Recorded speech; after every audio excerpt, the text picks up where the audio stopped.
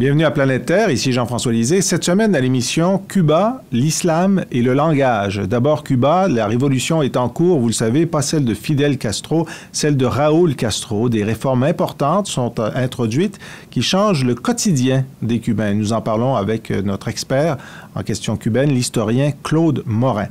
Puis, on va parler des nouveaux penseurs de l'islam. Rachid Banzine est un auteur jeune et très reconnu maintenant sur la nouvelle génération de théoriciens, de théologiens islamistes qui essaient de faire entrer l'islam dans la modernité. Il va bien sûr aussi nous parler du printemps arabe et du rôle de l'islam dans ce printemps.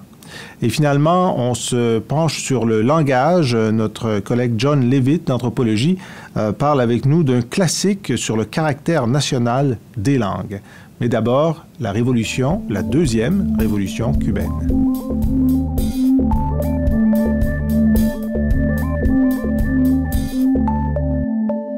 Nous sommes de retour et comme promis, nous allons parler de Cuba. Et d'abord, je vais vous livrer deux citations. Une première qui date de 1968. Fidel Castro dénonça « La petite frange de la population qui vit aux dépens des autres, ces fainéants en parfaite santé, qui s'installent derrière un stand ou montent une petite affaire, histoire de gagner 50 pesos par jour. » Deuxième citation de cette année, dans le journal officiel Gramna, « Les entrepreneurs pleins de bonne volonté, pénétrés d'éthique, dont la réussite constituera une partie considérable du succès de l'actualisation du modèle économique. » Alors là, on parle des mêmes personnes, des fainéants en 68 et des entrepreneurs pénétrés d'éthique en 2011. Qu'est-ce qui se passe? Pour nous éclairer là-dessus, Claude Morin, historien, spécialiste de Cuba. Merci beaucoup d'être avec nous, Claude. C'est avec plaisir, Jean-François. Alors, Claude, il y a eu une étape importante dans la rénovation du modèle économique cubain, un congrès qui a eu lieu en avril où de nouvelles mesures de réforme ont été adoptées. Lesquelles? D'abord, ce sont des lignes directrices qui ont été définies. Les réformes sont à venir et surtout le comment est à élaborer. Mais au moins, on sait comment on s'en va dans la voie des réformes à l'intérieur, d'une part, du socialisme et d'autre part, d'un État à parti unique. Ces deux contraintes sont fondamentales pour comprendre d'où nous partons et où nous allons. Oui, mais remarquez, en Chine, il y a toujours un parti unique et ils appellent toujours ça le socialisme. Oui. Mais le parti est toujours unique, ça c'est sûr. Oui. Alors donc, l'insertion de mécanismes de marché dans l'économie cubaine, c'est quelque chose qui préexistait. D'abord, depuis qu'il y a les touristes qui paient en dollars américains, donc ça s'était incrusté. Oui. Raúl Castro l'a d'une part légitimé, mais il va plus loin. C'est ça. On a toléré depuis 1993 avec la circulation du dollar, qui est devenue une monnaie reconnue et utilisable dans l'espace économique cubain. On a légitimé une forme de travail autonome. Et on a même encouragé les gens à travailler à leur compte, à se mettre à leur compte. Mais très vite, les gens se sont rendus compte qu'il n'y avait pas beaucoup d'argent à faire, que c'était misérable ce qu'ils pouvaient tirer, ou au contraire, ils pouvaient faire de l'argent, mais ils se retrouvaient avec des inspecteurs qui venaient leur mettre le grappin dessus et qui leur réclamaient de lourds impôts pour avoir un restaurant avec au maximum 12 tables et avoir un appartement, deux chambres à louer à des touristes de passage. Ce qui se passe maintenant, c'est qu'on veut rénover le socialisme en le rendant viable, c'est-à-dire que le socialisme cubain tel qu'il a été appliqué depuis ses débuts, et on fête cette année le 50e anniversaire de la proclamation du caractère socialiste de cette révolution à l'occasion du débarquement de la baie des Cochons ou de la plaque Aquiron. On fait deux grands événements qui justifient que le Congrès se tienne en 2011. Alors là, on veut rendre ce socialisme viable en dégraissant l'appareil d'État.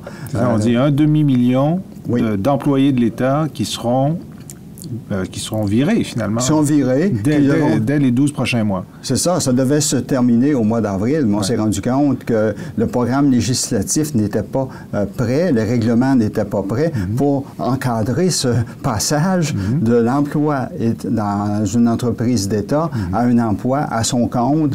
Et rien n'avait été à ce point préparé pour faciliter cette transition-là. Si bien que le calendrier va s'étendre. Mais on sait qu'à l'horizon, il y en a 500 000 autres qui vont s'ajouter d'ici 2015. Par conséquent, c'est un vaste travail de transformation de l'emploi à Cuba. Sur l'espace en 4 ans, il y aura environ 15 % de la main-d'œuvre qui passera d'un emploi d'État à un emploi privé. Et on a créé en même temps une liste de 178 métiers et professions qu'on peut exercer, mais ce sont des professions et des métiers qui rapportent peu de choses. On ne permet pas, par exemple, à un ingénieur de se mettre à son compte pour construire à Cuba. Non, ça, c'est exclu. Les professionnels sont encore vraiment... les petits commerces. C'est les petits commerces. Distribution, coiffeurs, etc., de travaux de proximité. Oui. Mais on explique dans un article du Monde diplomatique dont vous m'avez suggéré la lecture que, par exemple, avant les réformes, chez le coiffeur, par exemple, qui était d'État, il y avait le coiffeur, la caissière et 2 personnes qui étaient préposées à la verticalité murale. Enfin, c'est l'expression utilisée. Ils tenaient les murs, c'est-à-dire qu'ils ne faisaient rien. C'est ça. 2 personnes qui étaient payées à ne rien faire. Exactement. Le coiffeur, maintenant, paie son loyer et ses cotisations, mais il embauche qui il veut, mais la première chose qu'il fait, c'est virer les 2 personnes qui tenaient les murs. Oui, et qui devront se trouver un autre petit métier à exercer. C'est ça qui est la limite de la transition vers le travail autonome. Que vont faire des gens extrêmement bien formés, qui ont des diplômes universitaires, en se lançant dans le petit commerce, parce que c'est à peu près ça qui est ouvert à l'initiative personnelle. La seule différence, c'est que cette fois-ci, à la différence de ce qui se passait dans les années 90 lors de la premier essai, c'est qu'on autorise l'embauche de personnel. C'est ça. On peut embaucher un autre Cubain maintenant, oui. Ce qui est donc devenir un employeur, oui. Ce qu'avant on appelait un exploiteur. Maintenant, c'est un employeur qui paie des impôts, mais il peut donc verser des salaires. Eh bien, qui doit verser aussi la sécurité sociale de ses employés. Il y a tout un carcan qui va aussi limiter les possibilités d'exploitation de cet employeur. Mais c'est un fait indubitable que l'on autorise maintenant le travail autonome et le travail aussi appuyé par une main-d'œuvre. Donc la petite entreprise. La petite entreprise, beaucoup plus que la PME et la moyenne entreprise. Oui, on est encore loin de la moyenne. Maintenant, est-ce qu'à l'intérieur de l'État, il y a aussi des modifications pour, on parle par exemple de paiement au mérite. Est-ce que ça s'applique aux fonctionnaires? C'est le grand changement. Au niveau idéologique, on abandonne l'idée de l'égalitarisme. L'idée qu'on pouvait payer sans égard à ce que les gens produisaient.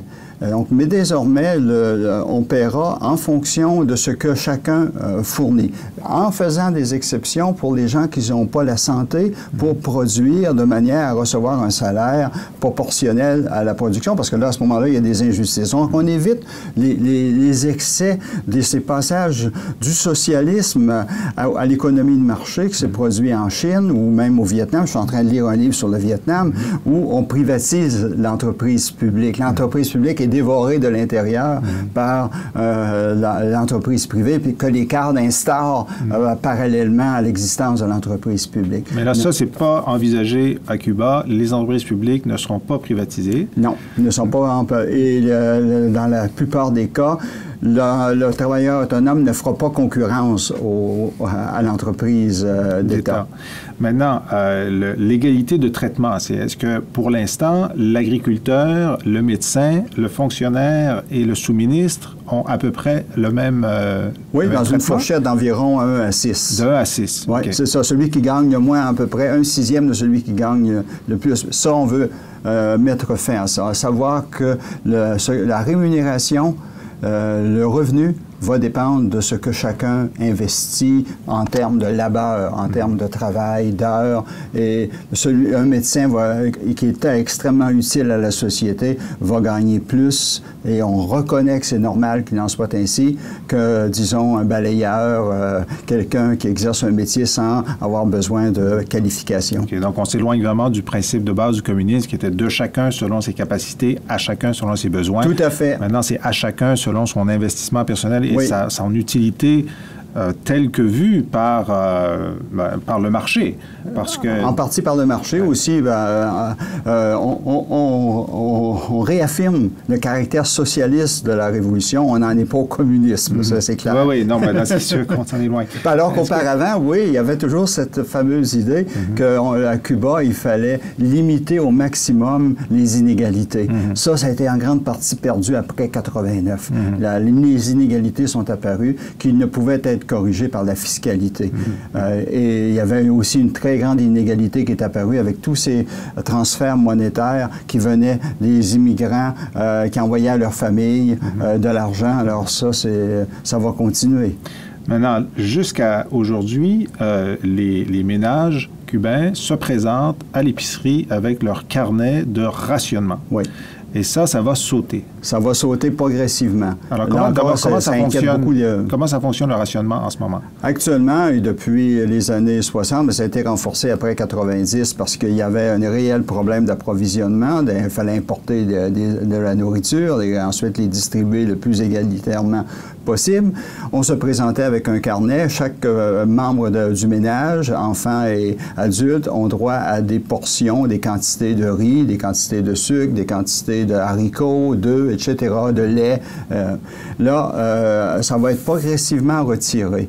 On vient de retirer la ration de café. Les enfants de 0 à 6 ans n'auront plus droit à leur ration de café. On peut penser qui buvait ce café. Oui, il y avait une économie parallèle de tous ces... les gens avaient droit à leurs cigarettes, même s'ils ne fumaient pas, ils les vendaient, leurs cigarettes. Donc, il y avait du troc qui se faisait. Ça va tendre à disparaître. Ça peut prendre 3-4 ans avec ça disparaître, mais ça a commencé déjà à disparaître pour le riz.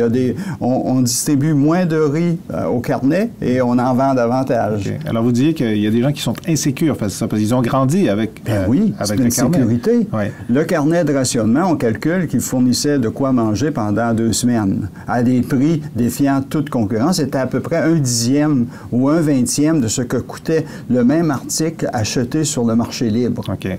Donc, c'était nettement subventionné. Or, ça fait partie de la problématique d'un État qui ne peut plus se permettre d'assurer comme ça la nourriture à des prix trop largement subventionnés. Et je pense que dans la viabilité, il y a aussi le fait que Cuba s'inquiète de ce qui pourrait arriver à son principal partenaire, qui est le Venezuela.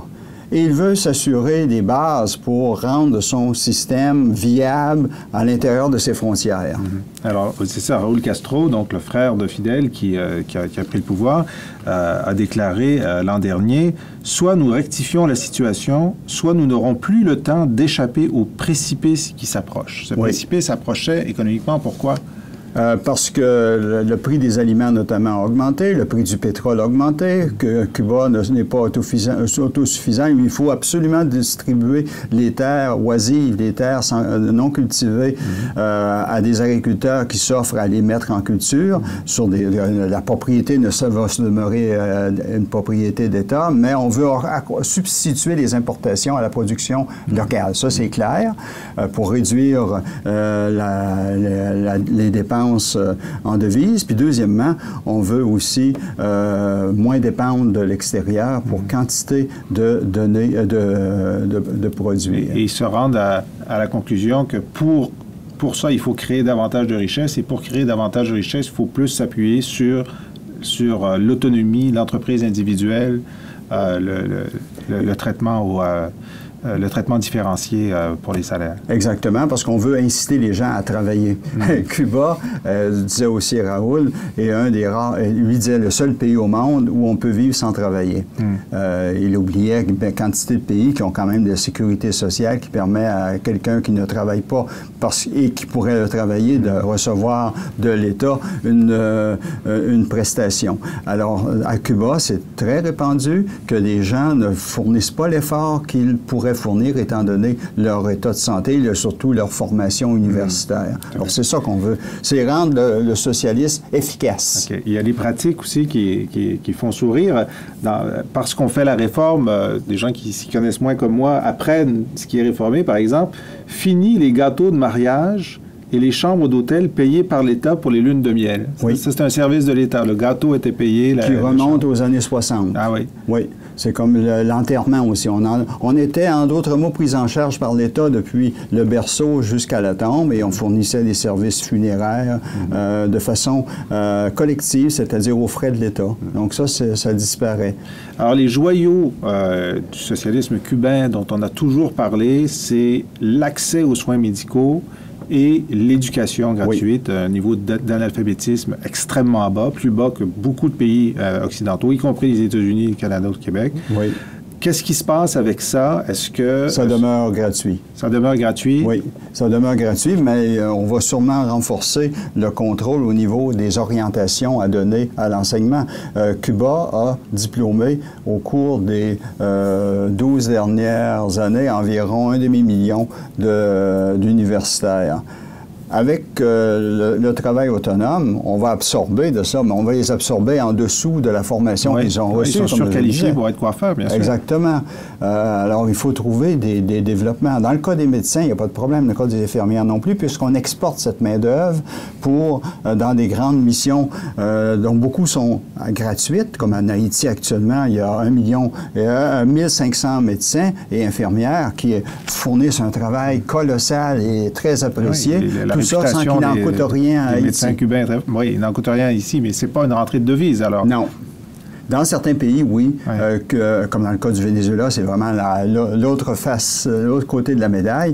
On paie 50 000 barils de pétrole par jour entre à Cuba en contrepartie des services médicaux qu'offrent ces médecins cubains travaillant au Venezuela. Donc, il y a un troc dans ce cas-là. C'est ce que Cuba cherche à faire. Mais il y a des pays à qui ils donnent gratuitement des services médicaux. Alors, c'est la réforme économique qui est assez audacieuse, contrôlée mais audacieuse.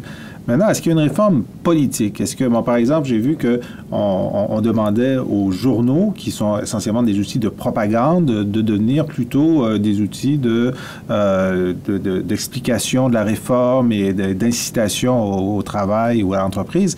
Mais est-ce qu'ils pourraient critiquer l'État? Est-ce que c'est envisageable? Actuellement, les journaux publient des critiques faites par des inspecteurs, faites par chaque vendredi, il y a une chronique de Cubains qui écrivent, qui contestent des choses qui ne fonctionnent pas.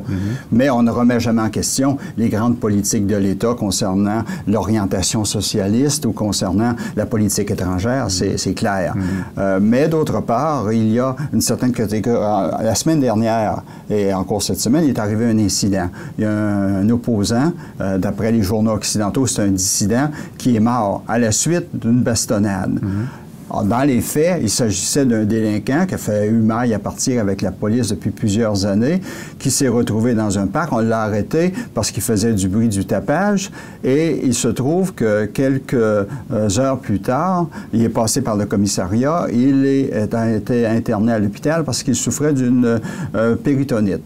Il a été opéré et il est décédé dans les 2 jours suivants. Il y a tout le réseau d'informateurs cubains qui ont fait sortir la nouvelle qu'il était mort des suites de la bastonnade. Cuba, qui avait l'habitude de taire ces questions-là, a décidé d'en faire un article dans Gramma pour contester donner sa version cette version-là. Exactement. Okay. Donner sa version. Auparavant, on taisait ça.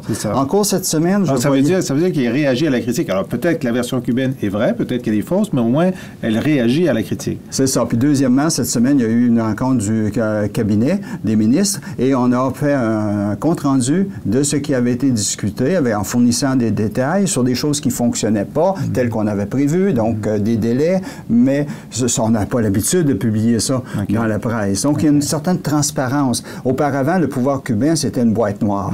Il en sortait très peu de choses. Il fallait être un analyste vraiment chevronné pour comprendre par des détails, des nominations, des démotions, qu'est-ce qui se passait. Aujourd'hui, en suivant la presse cubaine, on découvre davantage ce qui se passe.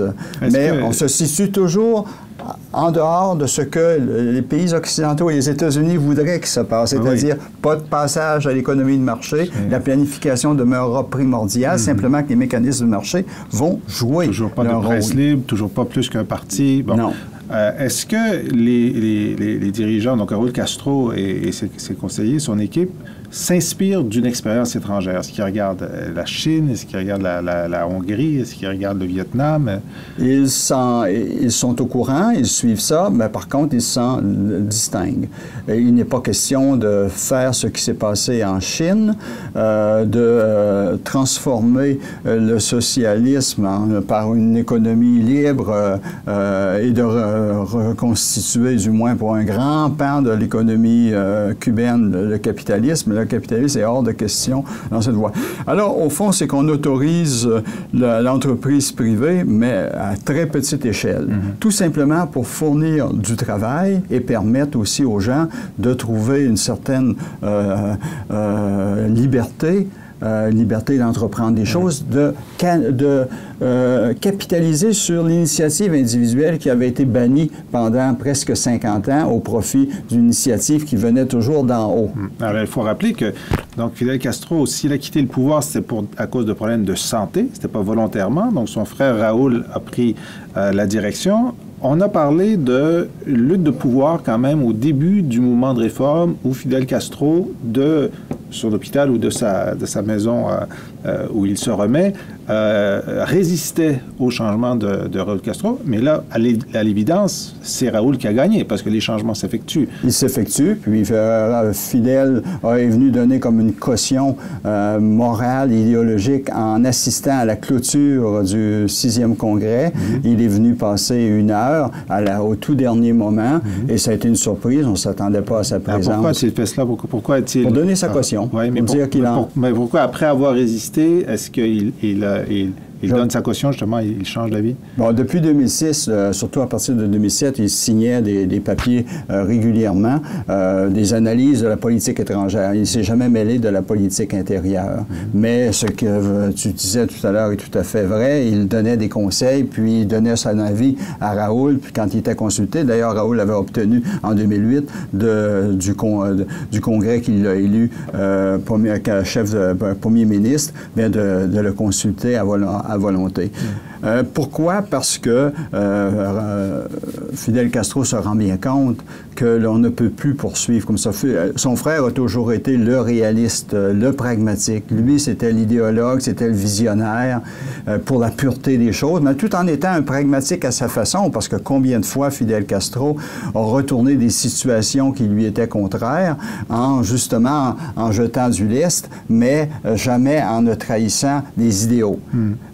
Et là, ce qui se fait à Cuba ne trahit pas les idéaux, à savoir que c'est une rénovation, une mise à jour du socialisme, ce n'est pas le passage au capitalisme. Oui, mais comme j'ai montré dans les citations du début, c'est quand le contraire de ce que disait Castro dans les années 60. Oui. C'est que à l'époque, ce fut une erreur. Il le reconnaît d'ailleurs. Il ne le reconnaît pas sur chacune des erreurs qu'il a faites, mais il le reconnaît.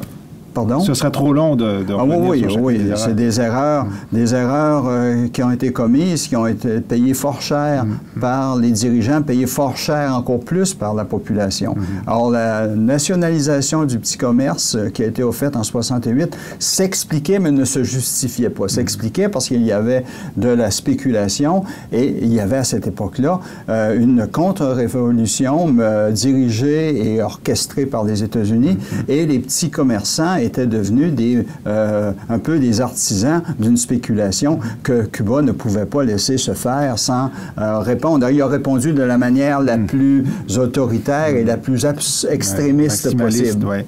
Est-ce que maintenant que ces réformes sont en cours, est-ce qu'on peut envisager une relaxation dans les relations avec les États-Unis, avec l'embargo, ou est-ce que c'est toujours pas dans les Malheureusement, non. D'abord parce que pour les États-Unis, ces changements sont insuffisants parce qu'ils ne vont pas dans la direction souhaitée, à savoir qu'on est toujours à l'intérieur d'une économie primordialement planifiée, une économie qui se déclare et qui est dans la réalité socialiste, et d'autre part, il n'y a pas d'ouverture à multipartisme. Le parti unique va demeurer le parti de tous les Cubains. Oui.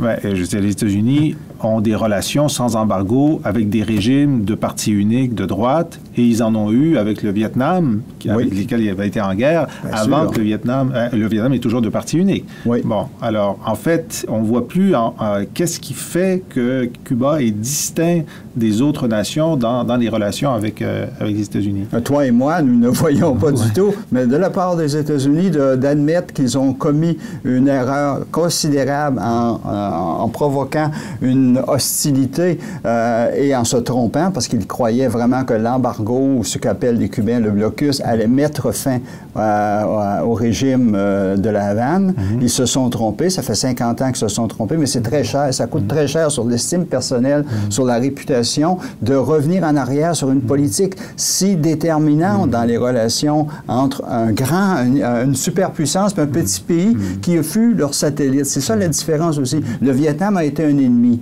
On est allé combattre au Vietnam. Mais Cuba était un satellite des États-Unis jusqu'en 1959, où ils avaient énormément d'intérêts économiques. Puis le président était quelqu'un qu'on pouvait manipuler, orienter dans telle et telle direction. Il y a eu un assouplissement, je crois, d'Obama sur le transport aérien. Oui, puis aussi sur les visites. Les universitaires, des chercheurs, des journalistes peuvent maintenant se rendre à Cuba, alors qu'auparavant, ils devaient chaque fois demander un permis du ministère du Trésor. Maintenant, l'autre étape, ce serait de permettre à tous les citoyens des États-Unis de se rendre à Cuba. On en est encore loin, mais je pense que ce sera la première mesure importante qui sera adoptée par les États-Unis. Mais on n'a pas encore aboli l'embargo, mais il y a des accros à l'embargo dans la mesure où les États-Unis vendent à peu près pour 500 millions d'aliments. Ah oui? Mais c'est payable rubis sur ongle. Hein. Il n'y a pas de crédit, aucune ligne de crédit. Okay. C'est-à-dire qu'on vend et on doit être payé pour tous les achats que l'on fait en recevant Mais c'est légal, c'est accepté, c'est légal. C'est légal parce que le lobby agricole aux États-Unis a réussi à arracher ça au Congrès. D'accord. Alors, les États-Unis voient aussi leurs intérêts, mais ils pourraient faire beaucoup plus. Oui. Alors, c'est très intéressant. On va suivre ça. C'est quelque chose qui évolue sous nos yeux. Claude Morin, merci beaucoup pour vos explications. Et on se retrouve pour un rapport d'étape dans quelques mois. Parfait. Merci. Au revoir.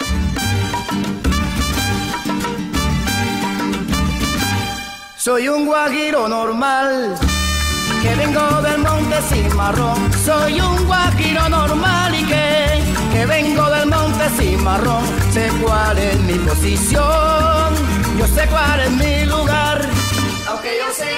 Nous sommes de retour à Planète Terre, l'émission des chercheurs du Cérium. Ici Jean-François Lisée.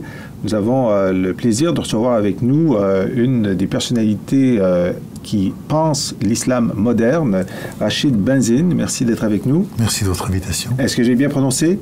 Oui, tout à fait. Bon, alors vous avez écrit Les nouveaux penseurs de l'islam. C'est un livre qui a fait grand bruit en France et dans les milieux islamiques parce que vous y expliquez que, en fait, contrairement à l'image de l'islam qui s'est imposée à travers les événements des dernières années, une image obscurantiste, une image de régression et de grande normativité, il y a aujourd'hui, à l'intérieur du monde musulman, des penseurs qui réfléchissent à une modernité islamique et qui d'ailleurs, pour ce faire, sont persécutés.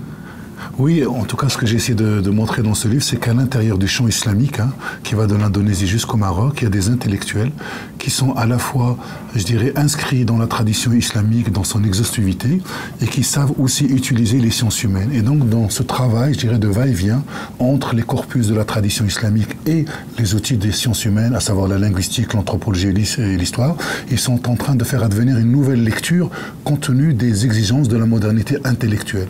Et quand je dis compte tenu de l'exigence de la modernité intellectuelle, je veux dire que la modernité a introduit des ruptures fondamentales sur la notion de la vérité et de la raison. Et ils essayent justement de prendre à bras le corps le défi de la modernité pour tenter de voir en quoi les corpus islamiques, à savoir le Coran et la tradition prophétique, peuvent aujourd'hui répondre aux défis de la démocratie, aux défis de la laïcité, aux défis de la sécularisation, et en même temps comment parfois on peut se trouver dans des lectures anachroniques vis-à-vis du texte coranique. Alors c'est le retour au texte coranique en mettant de côté ce que vous appelez le fait islamique, qui est un genre de fossilisation de la lecture, de lecture du Coran par un certain nombre de mises en norme, dont ce que j'ai appris en vous lisant, mais je suis ignare à ces sujets, que la charia, par exemple, est postérieure au Coran de 200 ans, donc c'est une construction humaine, la loi islamique, la charia. Et ce que vous dites, c'est qu'en revenant au fait coranique, c'est-à-dire que si on se permet, comme le font les intellectuels chrétiens avec la Bible qui réinterprètent constamment de siècle en siècle, il y a cette tentative de réinterprétation avec la modernité. Oui, en sachant que cette distinction qu'opère l'historien de la pensée islamique Mohamed Harkoun entre le fait coranique et le fait islamique. Le fait coranique, c'est le jaillissement de cette parole par le prophète de l'islam durant 32 ans dans l'Arabie du 7e siècle. Donc c'est une parole qui est ouverte, qui peut être changée et changeante au gré des circonstances que le discours coranique rencontre en face des oppositions. Donc c'est une parole ouverte vers le merveilleux, vers l'imagination. Donc c'est pas une raison au sens procédural du terme, à partir du moment où le discours coranique va devenir un texte. Et à ce moment-là, donc des juristes, des théologiens, des philosophes vont participer à une espèce de systématisation logocentrique sur un discours qui, lui, fait appel à la métaphore, à la métonymie et au discours de structure mythique. Ces éléments sont très, très importants. Et donc, le travail de ces intellectuels, c'est de penser comment, je dirais, la jurisprudence s'est élaborée dans l'histoire, comment la théologie s'est élaborée dans l'histoire, et surtout de déconstruire tout cet islam historique pour montrer que d'autres, je dirais, lectures sont aussi possibles. Alors, comme je disais tout à l'heure, cette volonté de réinterprétation, d'actualisation se heurte à une résistance. Vous écrivez, plusieurs sont menacés de mort, ont dû se résoudre à l'exil. Un a même été pendu au Soudan en 85. Tous furent harcelés, persécutés, calomniés. Oui, parce qu'à partir du moment où vous entrez dans le processus d'interprétation, qui dit interprétation dit pouvoir. L'interprétation engage une politique et la politique elle-même, je dirais, engage l'idée du pouvoir. Or, sur le champ religieux, pour prendre une expression de Pierre Bourdieu, vous avez à la fois l'État qui, faute de légitimité démocratique, va se légitimer par le religieux. Donc dans ces pays-là, nous avons une subordination du religieux au politique et non une confusion entre le religieux et le politique. Cette étatisation de l'islam que rappelle Mohamed Harkoun, justement, l'État va fonctionnariser les savants religieux qui, par retour, vont le légitimer. Et à partir du moment où il y a un partage de la société entre l'État qui gère justement toute la fonction politique, l'État délègue, je dirais, au groupe islamiste la gestion de la société si à partir du moment où il ne s'occupe plus justement de l'État et du pouvoir. Donc on a une islamisation de la société par un certain nombre de comportements et notamment à travers toute la pratique du rituel qui va essayer de circonscrire l'espace public entre ce qui est licite et ce qui est illicite. Donc vous avez 50 ans d'étatisation de la religion dans l'espace public. Et lorsque vous interrogez justement le texte coranique et les interprétations, vous vous heurtez à la fois à l'État, vous vous heurtez à la fois aux islamistes, puis vous vous heurtez aussi à la population qui, elle, s'est nourrie complètement de ce discours, je dirais, de non-critique. Alors, ce que vous dites, c'est une mise en cause du pouvoir établi, donc la réaction est forte, mais il y a toute la question de la capacité du monde musulman à intégrer la modernité. Alors, vous citez l'auteur français Ernest Renan qui avait dit que non, le monde arabe était incapable de modernité, ce qui était assez audacieux comme affirmation. Mais vous affirmez aussi qu'on doit constater maintenant que le monde arabe, le monde musulman, n'était pas préparé à la modernité et l'a reçu plutôt comme l'introduction d'un corps étranger que comme l'émergence à l'interne d'une nouvelle réalité. Il est clair que le mouvement de colonisation a fait éruption, notamment par l'arrivée de Bonaparte en Égypte. Il y a cette modernité qui est une modernité matérielle, politique et intellectuelle qui fait éruption dans le monde musulman. Et donc les premiers, réformateurs ont essayé de répondre à cette question de défi, pourquoi l'Occident en est arrivé là et pourquoi nous sommes, nous, dans cette situation-là. Et donc pendant, toute le 19e siècle et une bonne partie du 20e siècle, on a essayé de montrer justement que ce n'est pas de la faute de l'islam si on est arrivé à cette situation, mais que c'est d'abord lié à des lectures de l'islam. Et on a essayé de montrer que l'islam pouvait être compatible avec le socialisme, que l'islam était compatible avec la démocratie, que l'islam était compatible avec le capitalisme. Donc, de plus en plus, on a mobilisé les textes religieux pour répondre aux défis de la modernité. Or, la modernité est un processus, humain et qui a connu, son apogée, notamment en Europe. C'est une éruption à partir de la modernité. Ce qui s'est passé dans le champ islamique, c'est que du 7e siècle au 13e siècle, nous avons eu un développement historique très important. C'est-à-dire que la civilisation d'expression arabe et islamique avait l'initiative historique. À partir du XIIIe siècle, la philosophie disparaît pratiquement dans le champ islamique, notamment le champ sunnite, c'est autre chose sur le monde chiite. Et que petit à petit, il va y avoir ce décalage historique où l'Europe, à travers la Renaissance et la modernité, va prendre une avance. Donc nous avons un décalage historique entre le monde européen et le monde islamique. Alors parlez-nous de ce moment-ci. Alors est-ce qu'on est au moment où la modernité semble éclater de l'intérieur des sociétés arabes au Moyen-Orient et dans le Maghreb? Et vraiment, la question que posent les Occidentaux, c'est où est l'influence de l'islam là-dedans par rapport à la modernité? Est-ce que certains de vos collègues ici disent, ben justement, c'est ce qui est en train de s'imposer, c'est une nouvelle modernité qui va balayer l'islam comme ayant été un genre de refus de la modernité pendant un certain nombre de décennies et qui maintenant va être envoyé à la marge. D'autres disent non, c'est effectivement un nouvel islam qui va percoler à travers ce qui est en train de se passer. Quelle est votre lecture? Je pense que pour comprendre ce qui est en train de nous arriver, je voudrais simplement faire une espèce de digression sur l'histoire. Allez-y. Ce qu'il s'est passé à partir des indépendances, il y a des partis-États qui ont confisqué le pouvoir et qui ont confisqué ces indépendances pendant 50 années. Et cette confiscation s'est faite notamment par ce processus d'étatisation de l'islam. C'est-à-dire que le seul lieu de contestation possible dans ces sociétés-là, c'était à travers, la variable religieuse qui crée une dette de sens entre celui qui émet la parole religieuse et celui qui la reçoit. Cette dette de sens qui manque aujourd'hui sur le domaine politique.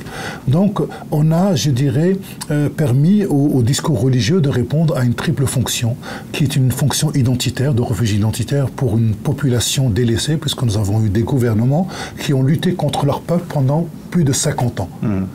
Ensuite, l'islam a servi de repère pour des activistes. Et ensuite, il a servi de tremplin politique pour un certain nombre d'acteurs sociaux.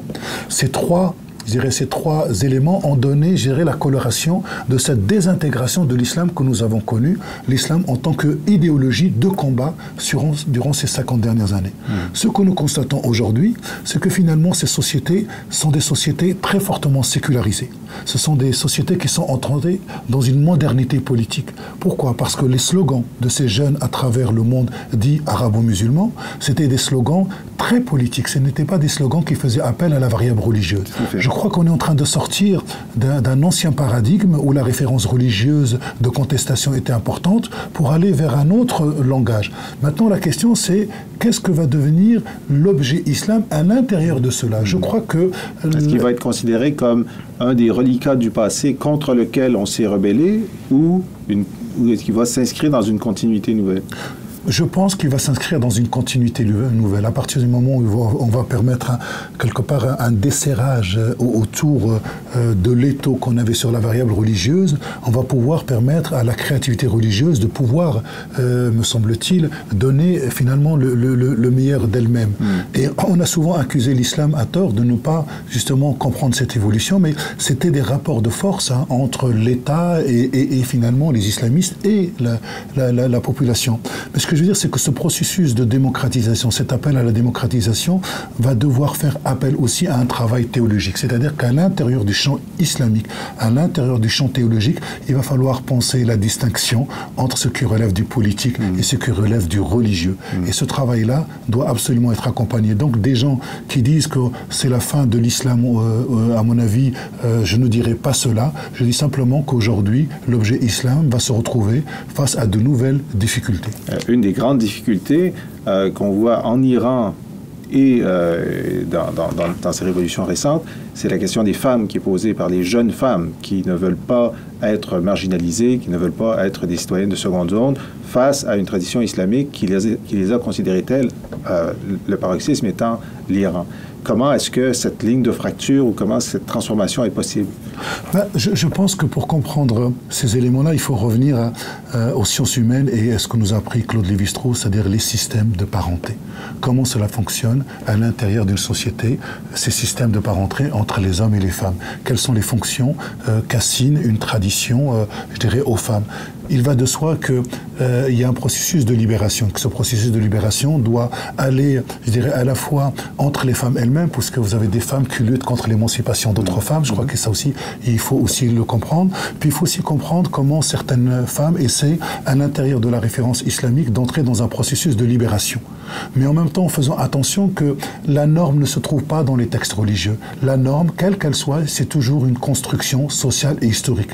Demander au texte coranique de prendre en charge l'égalité telle que la pense aujourd'hui la modernité, c'est faire preuve d'anachronisme. Michel Foucault nous a appris ce que nous appelons des régimes d'égalité, comme il y a des régimes démocratiques, des régimes dictatoriaux, et qu'il faut toujours se poser la question à quel type de régime d'égalité ai-je affaire dans le texte coranique et à quel type de régime d'égalité ai-je affaire aujourd'hui.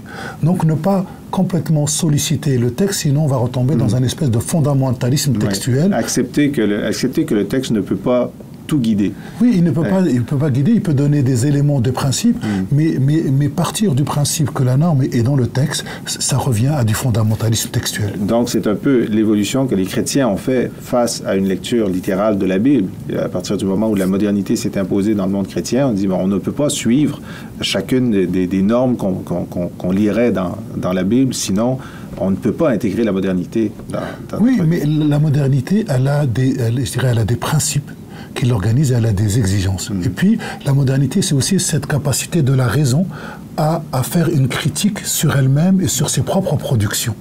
Ça me semble en tout cas une donnée fondamentale. Ne pas non plus sacraliser la modernité, parce que, comme disait Habermas, c'est aussi une tradition en cours et qu'elle ne cesse de bouger, qu'elle ne cesse d'évoluer, de la nécessité de prendre en compte. Mais il faut aussi prendre en compte le contexte de ces sociétés-là et les transformations et les mutations que subissent ces sociétés-là pour ne pas plaquer complètement notre modèle canadien, puisqu'on est au Canada ou en France, sur ces sociétés-là. Et donc, il faut leur laisser aussi le temps, me semble-t-il, de trouver à l'intérieur de leur source la capacité, je dirais, de rejoindre, je dirais, l'universel. C'est un énorme défi. Là, on demande énormément à ceux qui ont été les porte-parole de l'islam dans ces pays-là et qui même ont voulu représenter la rébellion contre l'État en certains cas. On leur dit, maintenant que la rébellion se fait et qu'elle se fait sur des thèmes de modernité, par exemple sur l'égalité des hommes et des femmes, votre tâche maintenant, c'est d'adapter votre lecture coranique, votre discours, vos attitudes face à ça. Alors c'est vraiment, je pense que la réponse sera plutôt générationnelle. Je veux dire, ça prendra une génération avant que on ne parle pas du pouvoir islamique, mais des porte-paroles, ceux qui se disent parler pour l'islam, puissent s'adapter à ça correctement. Il y a un risque là de rejet, non? C'est-à-dire que nous avons une nouvelle configuration, et cette nouvelle configuration rencontre obligatoirement des résistances. Parce qu'on ne met pas à bas un système, je dirais, qui a duré pendant 50 ans, du jour au lendemain, et que ces mouvements de libération sont en cours et qui vont avoir aussi beaucoup de difficultés, et que nous devons absolument les aider à tenir le cap pour permettre, me semble-t-il, cette pluralité. C'est-à-dire qu'il ne faudrait pas qu'il y ait une frange de la population issue de ces révoltes qui puisse parler au nom du peuple et confisquer complètement cette parole. Cette libération de la parole doit absolument permettre le cadre de la pluralité au sens de la démocratie. Et c'est très intéressant ce qui se passe autour de, je dirais, dans le sud, autour de la Méditerranée, dans ces pays-là.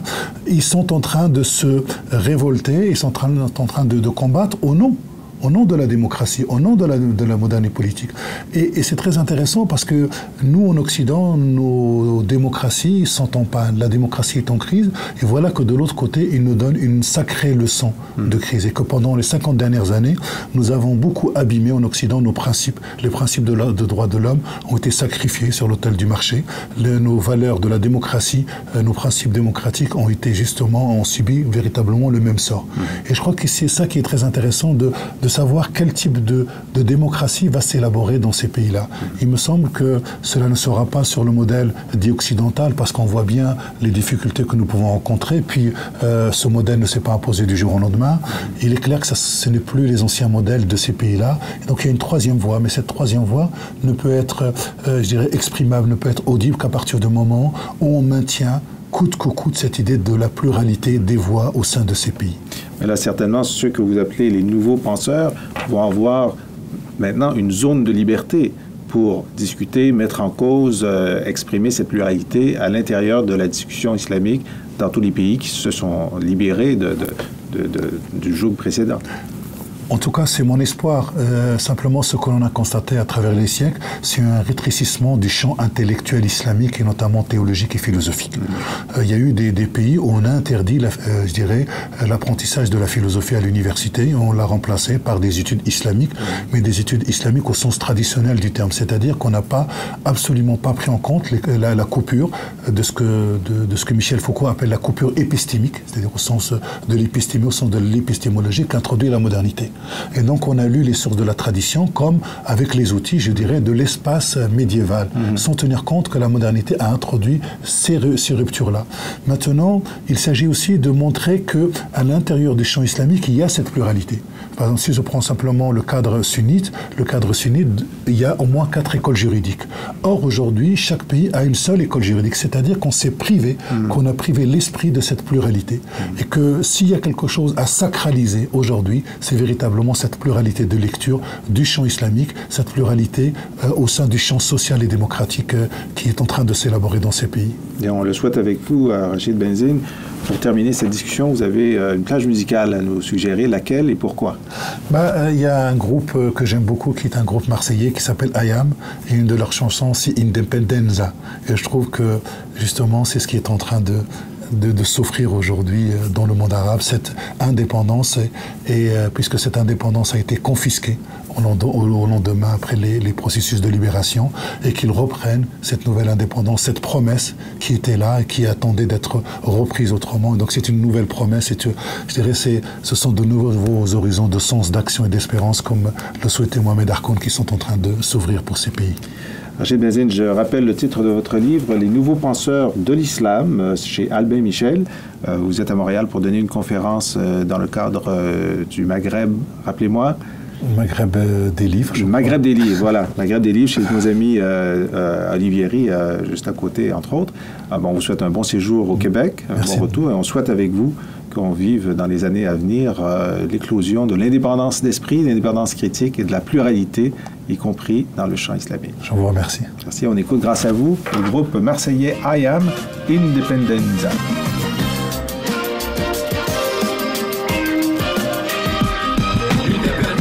Que tous ces chiens crient viva sentenza. Le mal qui nous berce, nous on y perd des potenza.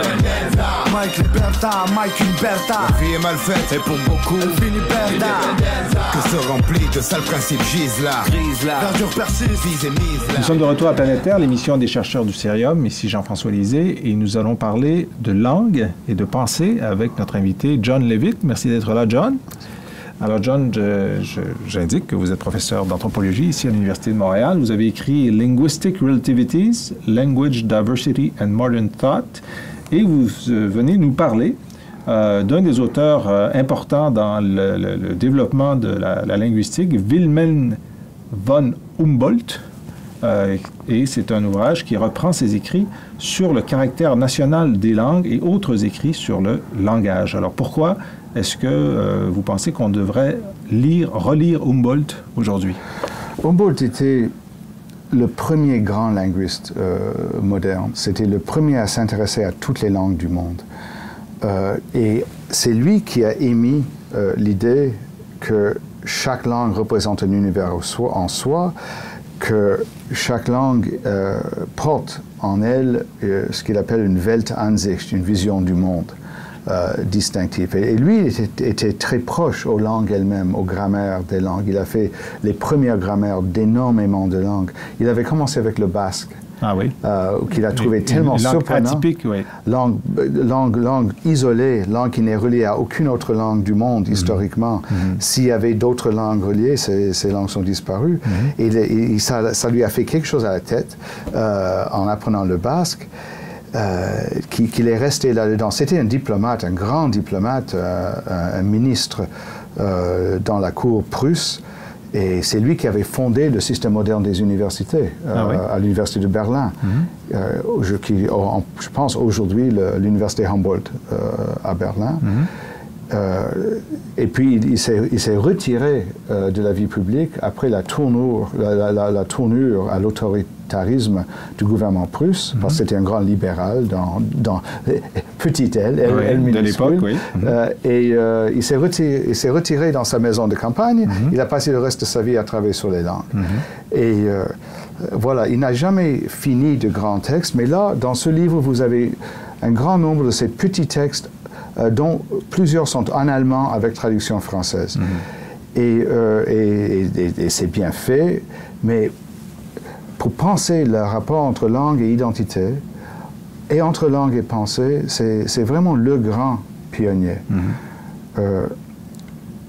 Et il a même fait la cartographie de langues du Nouveau Monde, de l'Océanie, donc il a traversé... Il a mis au jour, enfin, à la connaissance des Européens certaines langues qui, pour avant ça, étaient inconnues. Tout à fait. Et surtout, souvent, c'était des langues qu'on connaissait parce qu'on colonisait ces gens, mais on n'avait pas prêté l'attention sur les subtilités et les réalités de leur langue. Son petit frère était le géographe, était le fondateur de la géographie comme discipline, Alexandre von Humboldt. Est-ce que parmi sa contribution, il y a aussi l'idée que les langues sont précieuses et donc dans une période colonisatrice qui est imbue de missionnariat et d'imposition de la culture du colonisateur, c'est quelqu'un qui dit un instant, il y a peut-être une diversité à protéger. Tout à fait. Tout à fait. Il y a une diversité à protéger. Par contre, comme la plupart des gens de son époque, il pensait que les langues indo-européennes, c'est-à-dire les langues européennes et du nord de l'Inde, étaient les meilleures à cause de leur structure. Là, je ne vais pas entrer là-dedans. Donc, il continuait à garder une notion de hiérarchie. Et pourtant, chaque fois qu'il entre spécifiquement dans une langue donnée, qu'il présente d'abord comme étant très primitive, il trouve des merveilles. Il trouve des choses très utiles et très belles et très rationnelles là-dedans. Donc, il se contredit d'une certaine façon. Mais le propre de Humboldt reste parmi les gens qui pensent qu'il y a une sorte de rapport naturel entre un peuple, sa langue, sa religion, et que tout ça doit aller nécessairement ensemble. Et sa religion? Pourquoi sa religion? Parce que ça fait partie du patrimoine du peuple, sa façon de penser. Globale et sa façon de se vêtir et tout. Et d'ailleurs, on le voit encore dans une société laïcisée comme le Québec, la prévalence des termes d'origine religieuse chrétienne, catholique est très grande. Là, on peut penser la même chose des autres sociétés qui ont d'autres religions d'origine. Oui, non, mais la religion, ça joue un rôle fondamental. Après Humboldt, on a eu une vision plus ouverte avec des gens comme Boas, qui était le fondateur de l'anthropologie au début du XXe siècle en Amérique du Nord, mais aussi un grand linguiste.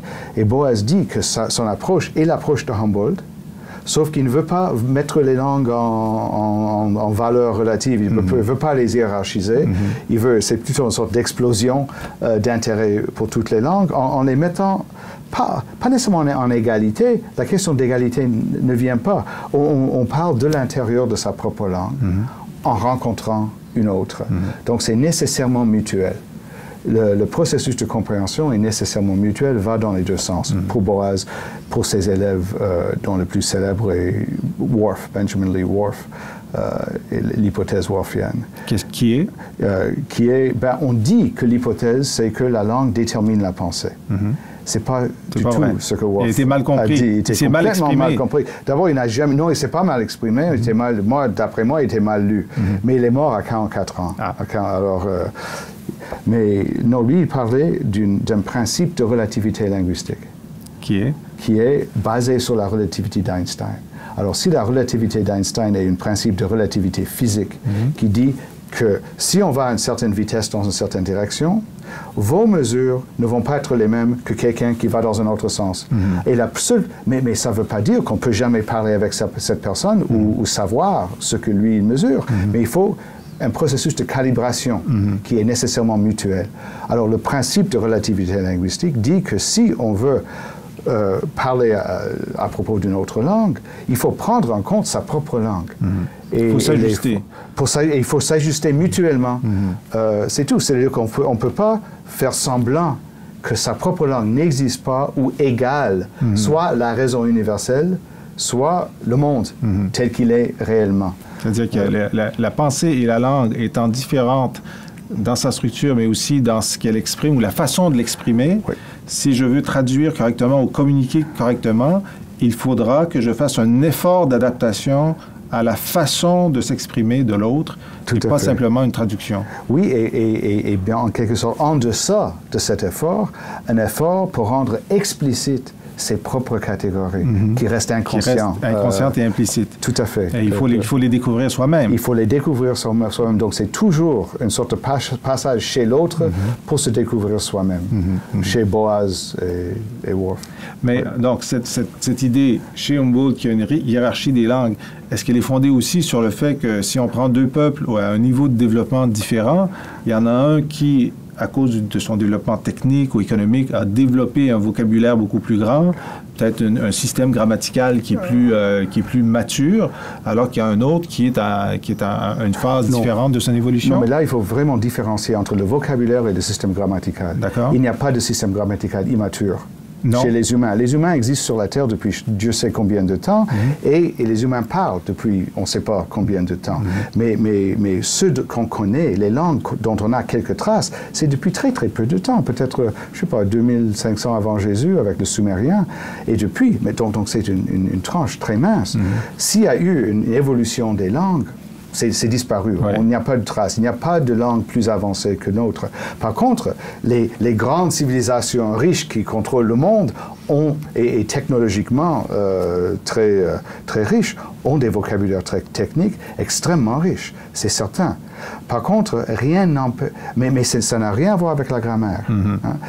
C'est seulement le vocabulaire. Et ce vocabulaire s'emprunte.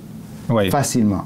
N'importe qui peut parler de n'importe quoi, et s'il n'a pas le vocabulaire, il peut l'emprunter. Il peut l'emprunter ou bien l'inventer. il peut inventer précisément de nouveaux mots. Mais effectivement, à partir du moment où on a la capacité de dire une phrase complète, dans la première phrase complète dite, il y a une structure grammaticale qui existe.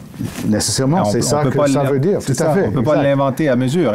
On doit apprendre. Donc, mais elle ne vient pas de nulle part, cette structure grammaticale. Il a fallu, peut-être d'une façon qui n'a pas laissé de traces, personne n'a pris de note, il a fallu quand même la développer.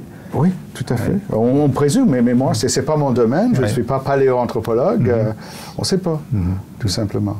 Mais ce qui est certain, c'est que les gens qu'on appelle primitifs ont des langues qui ne sont en rien plus primitives, sauf peut-être dans des vocabulaires. Boas donne cet exemple, et Humboldt aussi était pas mal au courant de ça. Mais si je suis un berger et j'ai 26 vaches, je n'ai pas besoin d'un vocabulaire numérique qui va jusqu'à 26 pour compter mes vaches. Je n'ai pas besoin de compter mes vaches, je connais mes vaches. Et si une telle est disparue, c'est pas la 26e ou la 13e? Non, c'est Rose. C'est Rose qui est partie. Ou Marguerite, qui n'est pas là. C'est plutôt... Alors, les vaches sont plutôt comme les parents. Et c'est quelque chose que je demande à mes étudiants dans les grands cours. Vous avez combien de frères et sœurs? Tout le monde sait combien de frères et sœurs. Vous avez combien d'oncles? Et certains peuvent donner un chiffre. Ouais. Et là, je veux dire, inclure les oncles par mariage et tout ça. Mais est-ce que vous pouvez nommer vos oncles? Tout le monde peut nommer tous leurs oncles, mais c'est quelque chose qui n'était jamais venu à l'esprit de les compter. Exact. Alors, si on pense à l'univers comme des oncles plutôt que comme des choses à compter, comme des dollars, par exemple. John Levitt, une dernière question et qui nous éloigne de Humboldt. Mais est-ce qu'avec les communications, Internet, la globalisation, est-ce qu'on assiste à une convergence des langues? Très difficile. Non, je ne pense pas. Non? Le chinois ne vient pas plus proche au français et le français ne se sinicise pas. Il s'anglicise, en tout cas. Il s'anglicise, mais oui, mais est-ce que ça... il s'anglicise jusqu'à un certain point et le fond reste français. Mais on semble ajouter au niveau du vocabulaire, certainement, le nouveau vocabulaire technique, il est commun. Oui. Donc ça, c'est clair qu'on ajoute des strates comme par sédimentation. Bien que même quand les Français disent mail et les Québécois disent courriel, mais nous, on est, il y a des divisions qui réapparaissent quand même. Oui. On est des résistants. Voilà.